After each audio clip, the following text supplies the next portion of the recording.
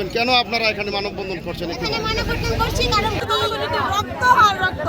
আমার ভাইয়ের ভবিষ্যৎ কি? আমার ভাই হাসপাতালে,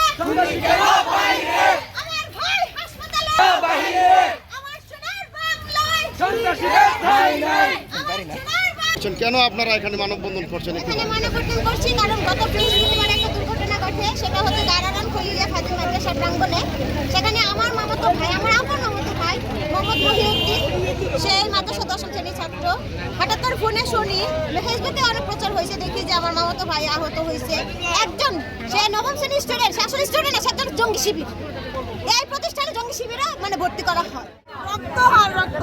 আমার ভাইয়ের ভবিষ্যৎ কি? এই ছেলের ভবিষ্যৎ কি হবে? প্রতিষ্ঠান কেন এটার কোনো দায়িত্ব নিচ্ছে না? প্রতিষ্ঠান এই পর্যন্ত কোনো থানা পুলিশদেরকে কোনো কিছু জানায় নাই। আমরা বিভিন্ন ফেসবুক বিভিন্ন কিছু দেখছি, এলাকাবাসীরা সবাই বলতেছে এখনো কেন এটার কোনো দায়ভার নিচ্ছে না। প্রতিষ্ঠানের দায় নিতে হবে, প্রতিষ্ঠানের মধ্যে অবশ্যই দায়ী। কেন দায়ী হবে না?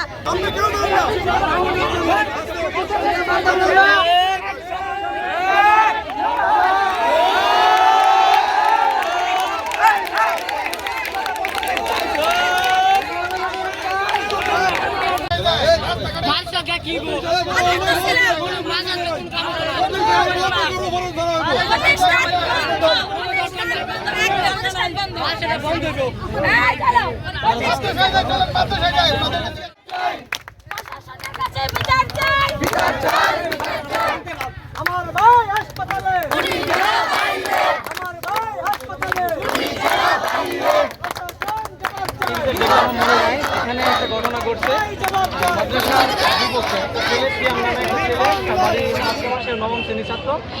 তার দ্বারা একই মাদ্রাসার 6 জন শিক্ষার্থী ধারালো অস্ত্র দ্বারা তারা যথেষ্ট পরিমাণ ভিকটিম হয়েছে, জখম হয়েছে।